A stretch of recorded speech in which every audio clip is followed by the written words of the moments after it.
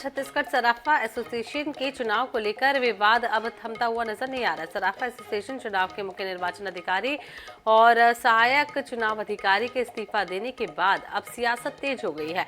वहीं अब चुनाव की तिथि घोषित करने में देरी भी हो सकती है। दरअसल छत्तीसगढ़ सराफा एसोसिएशन के 3 पदों के लिए 81 सराफा एसोसिएशन से 273 सदस्य अपने मताधिकार का प्रयोग करेंगे। बीते 5.5 वर्षों से संगठन में चुनाव नहीं हुए हैं, जिसके कारण पूरे प्रदेश के सराफा कारोबारी में असंतोष नजर आ रहा है। बीते 7 जनवरी को राजधानी रायपुर में आम सभा हुई थी।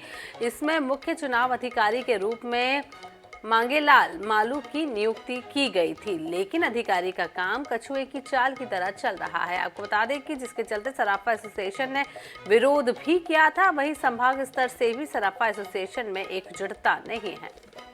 छत्तीसगढ़ सराफा एसोसिएशन में चुनाव का घमासान थमने का नाम नहीं ले रहा है। अब जो है एसोसिएशन के जो चुनाव अधिकारी थे, सहायक चुनाव अधिकारी थे प्रकाश गोलछा, उन्होंने भी इस्तीफा दे दिया है। वे अभी हमारे साथ हैं, उनसे ही बात कर लेते हैं। ये आपने इस्तीफा दे दिया है, क्यों विवाद हो रहा है इतना?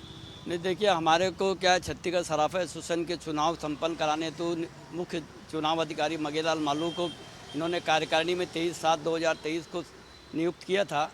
उसके बाद उन्होंने चुनाव प्रक्रिया को संपन्न कराने हेतु सहायक चुनाव अधिकारियों की नियुक्ति की गई थी। कि कुछ सराफा व्यवसायी कुछ सराफा एसोसिएशन वालों ने हमारे ऊपर व्यक्तिगत रूप से आरोप लगाया है कि चुनाव प्रक्रिया में संदेह व्यक्त किया गया है, जो कि हमारे स्वाभिमान को ठेस पहुंची है और हमारी भावना को भी ठेस पहुंची। उसको देखते हुए हमने मुख्य चुनाव अधिकारी से अपना वक्तव्य दिया कि हम इस प्रक्रिया में भाग नहीं ले सकेंगे। तो मुख्य चुनाव अधिकारी ने अपना इस्तीफा छत्तीसगढ़ सराफा एसोसिएशन के अध्यक्ष अनिल बरडिया जी को कल भेज दिया है। अब इसके लिए आगे क्या कार्रवाई होगी वो एसोसिएशन के पदाधिकारी लोग करेंगे।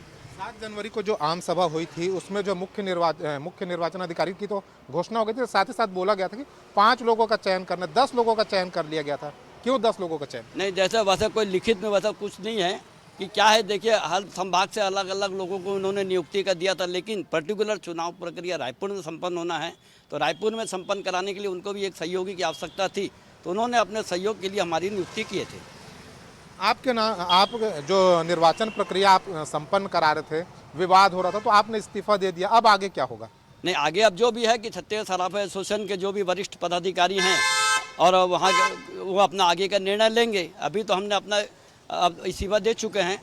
आगे जो प्रक्रिया होगी उसके हिसाब से आगे कार्य किया जाएगा। अब वो जिन्होंने हमारे ऊपर आरोप लगाया उनके ऊपर क्या कार्रवाई होती है वो यहाँ के पदाधिकारी लोग, वो वरिष्ठ लोग जानेंगे। कैमरामैन अरुण साहू के साथ मनोज नायक, INS 24x7 रायपुर। चुनाव की जो व्यवस्था हमारे 7 तारीख के जो आम सभा हुई थी उसमें सबकी मंचित स्थिति नहीं बन पाई थी। उसके बाद आदरणीय मांगेलाल जी मालू को हमने चुनाव अधिकारी के तौर पे नियुक्त किया था, जो आम सभा में सबकी राय से हुआ था। उसके बाद एक प्रस्ताव आया था कि 5 संभाग के चुनाव अधिकारी उनके साथ समाहित रहेंगे, तो आदरणीय मांगेलाल जी मालू ने इस प्रक्रिया को करने में लगभग 15 दिन लगाया। 7 जनवरी 2024 को यह तय किया गया था कि मुख्य चुनाव अधिकारी 1 माह के अंदर चुनावी प्रक्रिया को पूर्ण कर सूचित करेंगे। खेद का विषय है कि 1.5 माह के अंदर उन्होंने केवल चुनाव अधिकारी की नियुक्ति की और अभी मुझे ये जानकारी मिली कि 17 मार्च को छत्तीसगढ़ सराफा का चुनाव होना निश्चित किया गया।